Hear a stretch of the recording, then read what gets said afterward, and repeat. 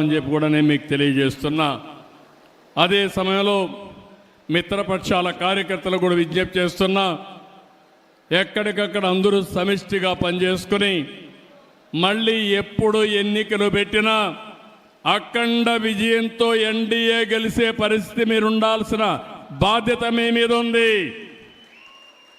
ఎప్పుడైతే నేను ఎన్నోసార్లు చెప్పాను, డబల్ ఇంజన్ సర్కార్, కేంద్రం రాష్ట్రంలో ఎన్డీఏనే ఉండాలి, అప్పుడే అభివృద్ధి పరిగెత్తిస్తుంది. అందుకే ఈరోజు చూస్తే డబల్ ఇంజన్ సర్కార్, డబల్ ఇంజన్ గ్రోత్ రేట్ వస్తుంది, డబుల్ డిజిట్ గ్రోత్ రేట్ వస్తుంది. రెండు ప్రభుత్వాలు కలిసాం, పనులు చేశాం, 13% అభివృద్ధి జరిగే పరిస్థితి వచ్చింది. జిఎస్టిపి వచ్చింది. ఇది 15-16%కి తీసుకపోతే పేదరికం అనే మాటే ఉండదని చెప్పి కూడా నేను మీకు తెలియజేస్తున్నా.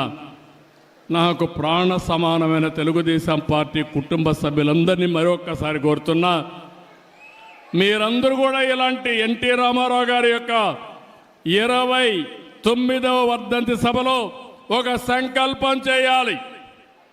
మీ ప్రాంతంలో జీరో పావర్టీని సాధిస్తామని, ఆ జీరో పావర్టీ సాధించిన తర్వాత ఆర్థిక అసమానతలు లేనటువంటి సమాజం కోసం నిరంతరం పనిచేస్తామని మనం ఒక సంకల్పం చేసి ముందుకు పోవాలి. ఇది సాధ్యం.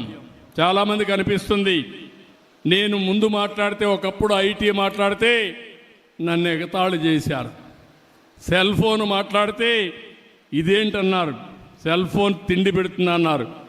ఇప్పుడు సెల్ ఫోన్ లేకపోతే భార్య లేకపోతే భర్త ఉంటాడు, భర్త లేకపోతే భార్య ఉంటుంది, సెల్ ఫోన్ లేకపోతే ఇద్దరు ఉండలేరు. అవునా కాదా తమ్ముళ్ళు అని అడుగుతున్నా. దానికి కూడా ఒక మీనింగ్ ఉంది. సెల్ ఫోన్ అనేది అవసరం, అది ఒక అత్యవసరమైన వస్తువుగా తయారైంది మన జీవితంలో. ఎక్కడికి పోయే పని లేదు, సెల్ ఫోన్ ఉంటే ఒక ధీమా. మీకు ఎక్కడన్నా బిల్లు పే చేయాలంటే ఇమీడియట్గా సెల్ ఫోన్లో ఉంటుంది డబ్బులు, ఎవరికి కావాలంటే వాళ్ళకి పే చేస్తాం. ఎవరైనా జోబీలో పెట్టుకుంటే జోబీ కట్ చేస్తారు, కానీ సెల్ ఫోన్లో పెట్టుకుంటే, పేటిఎంలో పెట్టుకుంటే కట్ చేసే పరిస్థితి ఉండదు. దానికి కూడా పాస్వర్డ్ మీ దగ్గరనే ఉంటుంది, అది అప్లై చేస్తేనే డబ్బులు ఇచ్చే పరిస్థితి వస్తుంది, సెక్యూరిటీ కూడా ఉంటుంది. మీకు ఏ పని కావాలన్నా చేసుకునే అవసరం వస్తుంది. భవిష్యత్తులో మనందరి జీవితాల్లో మీరు గుర్తుపెట్టుకోవాలి, టెక్నాలజీ చాలా ఉపయోగకారిగా ఉంటుంది. అందుకే మీరు చూస్తున్నారు, ఇటీవల నేను పెన్షన్ ఇస్తే ఏ టైంలో ఇచ్చాడు, ఏ స్పాట్లో ఇచ్చాడని 64 లక్షల మంది పెన్షన్ నేను మానిటర్ చేయగలుగుతున్నారంటే అది టెక్నాలజీ మహిమ అని చెప్పి మీ అందరికీ తెలియజేస్తున్నా.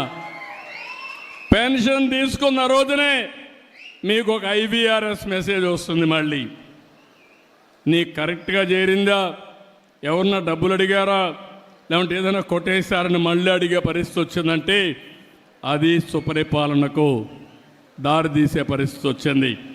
ఇలాంటి కార్యక్రమాలు చాలా వరకు నేను అన్నీ ఆలోచిస్తున్నాను. ఏంటి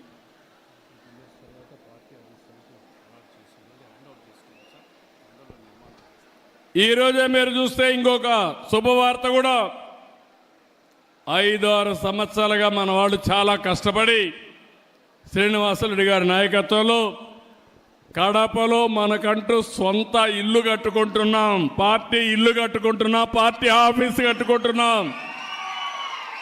దీనికి 2 ఎకరాలు భూమి కూడా ఇచ్చారు, కానీ కావాలి లిటిగేషన్ పెట్టి ఇవ్వకపోతే అన్నీ క్లియర్ అయినాయి. నేను ఒకటే ఆదేశిస్తున్నా, 18 నెలల్లో పార్టీ ఆఫీసు పూర్తి చేసి మళ్ళీ ప్రతి ఒక్క కార్యకర్త కడపకు వస్తే సొంత ఇంటికి వచ్చి ఒక కాఫీ తాగే విధంగా 6 months ఓకే, నేను పూర్తిగా చేయాలంటే 18 నెలలను మోడర్న్ టెక్నాలజీ ఉపయోగిస్తానంటున్నాడు. 6 నెలల లోపలనే పూర్తి చేస్తానంటున్నాడు. ఈరోజు జనవరి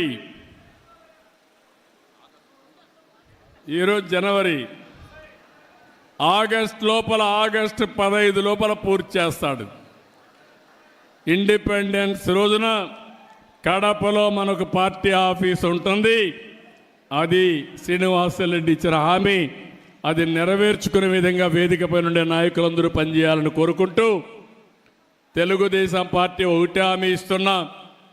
ఇప్పుడే మన సుధాకర్ గారైతే చాలా లిస్ట్ అంతా ఇచ్చాడు.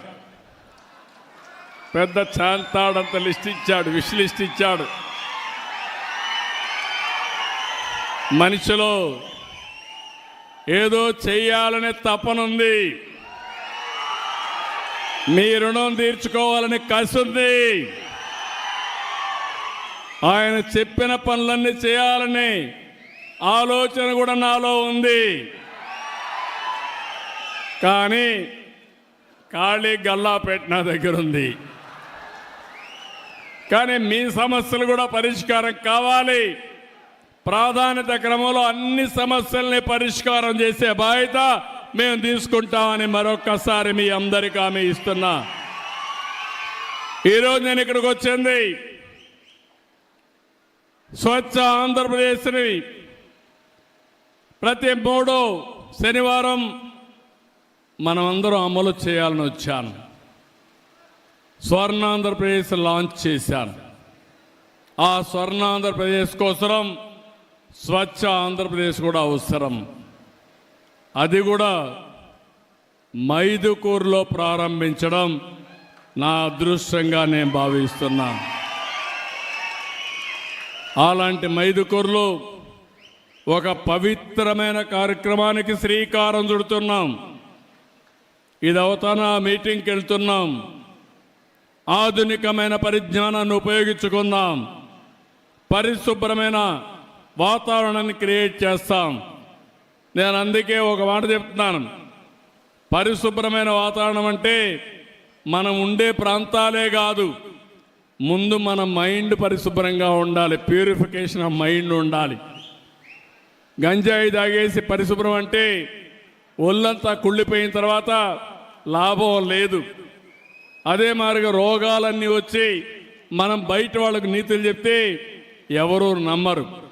ముందు మైండ్ ప్యూరిఫై చేయాలి, రెండోది బాడీ ప్యూరిఫై చేయాలి, మూడోది ఇల్లు జాగ్రత్తగా చూసుకోవాలి. ఇల్లు పరిశుభ్రంగా ఉండాలి, మీ ఇంట్లో ఆనందం ఉండాలి. నాలుగోది మీ పరిసరాలు కూడా పరిశుభ్రంగా ఉండాలి. ఐదోది మీరు పనిచేసే ప్రదేశం కూడా పరిశుభ్రంగా ఉండాలి. అప్పుడే స్వచ్ఛ ఆంధ్రప్రదేశ్కి సార్థకత. అది సాధించే వరకు నేను మీకు అండగా ఉంటానని మరొక్కసారి మీ అందరికీ హామీ ఇస్తూ, ఈరోజు ఒక మహనీయుడు వర్ధంతి. ఈ వర్ధంతి మనకందరికీ స్ఫూర్తి నింపే రోజు. ఎప్పటికప్పుడు ఈ స్ఫూర్తి మన జీవితాల్లో వెలుగు తేవడానికి అనునిత్యం మనం ఆలోచించుకొని పునరంకితం కావాల్సిన అవసరం ఉంది. దానికి మీరందరూ ముందుకు రావాల్సిందిగా మరొక్కసారి అందరినీ కోరుకుంటూ, ఈరోజు నా కుటుంబ సభ్యులతో ఈ 1 గంట గడిపిన దానికి ఎంతో ఆనందంగా ఉంది. ఈరోజు మన నాయకుడు ఎన్టీ రామారావు గారికి ఆ పేరు వచ్చిందంటే, నేను ఈరోజు నిలబడుకొని ధైర్యంగా ఇవి చేశానని చెప్పగలిగానంటే దానికి కారణం తెలుగుదేశం పార్టీ కార్యకర్తలు. భుజాలు అరిగే విధంగా తెలుగుదేశం పార్టీ జెండా మోశారు. ఎవరైనా చంపుతా ఉంటే ప్రాణాలు కూడా లెక్క పెట్టుకోకుండా తెలుగుదేశం పార్టీ జెండా మోశారు. ఇక్కడి ప్రొద్దుటూరులో నందం వెంకట సుబ్బయ్య ఇప్పటికి కూడా నాకు జ్ఞాపకం ఉన్నాడు. ఒక అవినీతి పైన పోరాడితే ఆ రోజు జరిగిన దారుణం మనం చూస్తే బాధేస్తుంది. కానీ అలాంటి వారి స్ఫూర్తి మనలో ఉంది. ఆ కార్యకర్తల స్ఫూర్తి ఈరోజు తెలుగుదేశం పార్టీకి శ్రీరామ రక్ష. మీకు శాశ్వతంగా రుణపడున్నా. నేను ఎన్ని జన్మలెత్తి మీకు సేవ చేసినా మీ రుణం తీర్చుకోలేను.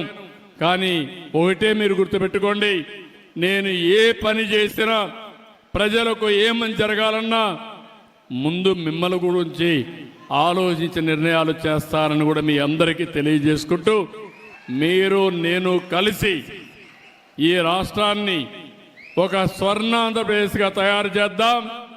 ఆ స్వర్ణాంధ్రప్రదేశ్ దేశానికే కాకుండా ప్రపంచానికి ఒక ఆదర్శంగా ఉండే విధంగా చేద్దాం అని చెప్పి తెలియజేసుకుంటూ, ఈరోజు మీరు చూపించిన అభిమానానికి కార్యకర్తలందరికీ శిరస్సు వంచి ఎన్టీ రామారావు గారి వర్ధంతి సభలో పాదాభివందనం చేస్తూ మీ అందరి దగ్గర సెలవు తీసుకుంటున్నా. జై హింద్, జై తెలుగుదేశం. ఎన్టీఆర్ అమర్ హై.